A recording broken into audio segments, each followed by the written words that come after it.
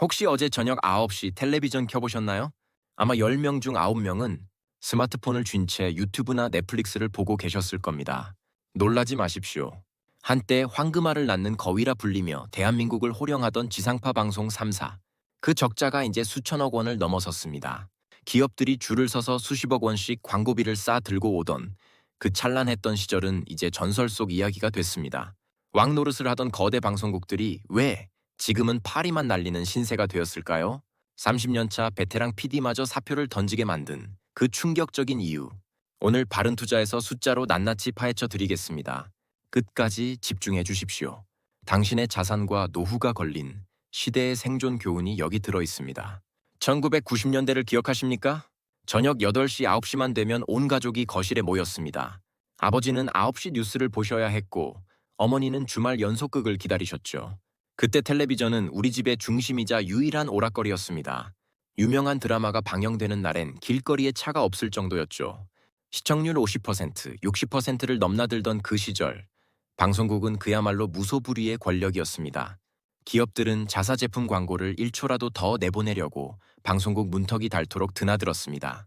황금 시간대 15초짜리 광고 하나 따내려면 수억 원은 기본, 방송국 간부에게 굽신거려야 겨우 자리를 얻을 수 있었습니다. 돈이 넘쳐나니 직원들은 최고의 엘리트로 대우받았고 방송국은 영원히 무너지지 않을 것 같았습니다. 절대로 망할 일 없는 신의 직장이었죠. 그런데 여러분, 진짜 위기는 바로 그 성공 안에 숨어 있었습니다. 방송국은 어느 순간부터 이렇게 믿기 시작했습니다.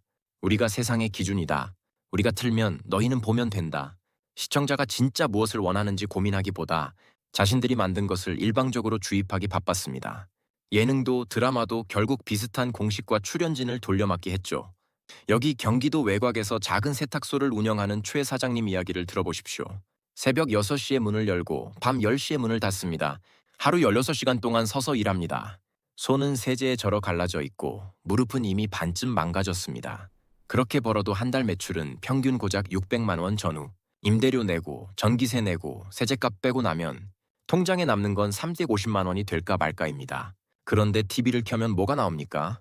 연예인들이 강남 한복판 파인다이닝에서 이게 진짜 삶의 질이죠 하고 웃고 있습니다.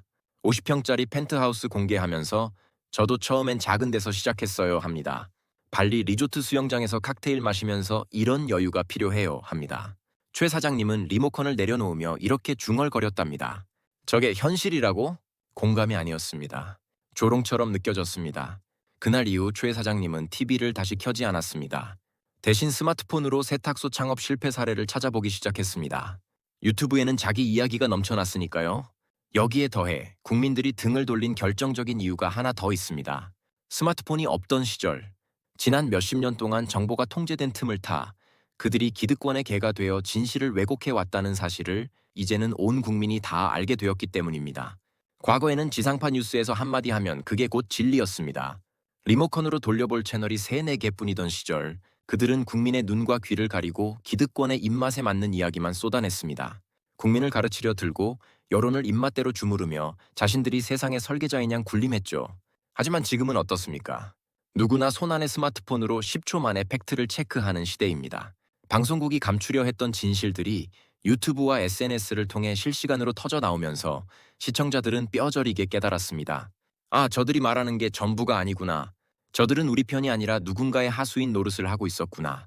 수십 년간 쌓아온 이 배신감은 단순히 재미없다는 투정을 넘어선 분노가 되었습니다. 한 번 무너진 신뢰는 수천억 원을 쏟아부어도 되돌릴 수 없습니다. 시청자는 이제 바보가 아닙니다.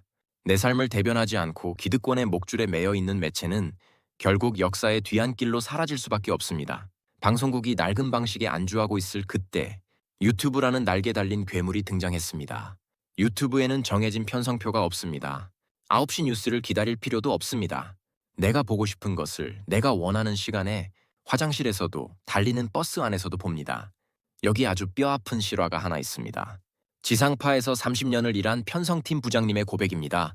수십억 원을 들여 1년 내내 밤새 기획한 대하사극이 있었습니다. 수백 명의 보조 출연자가 동원된 대작이었죠.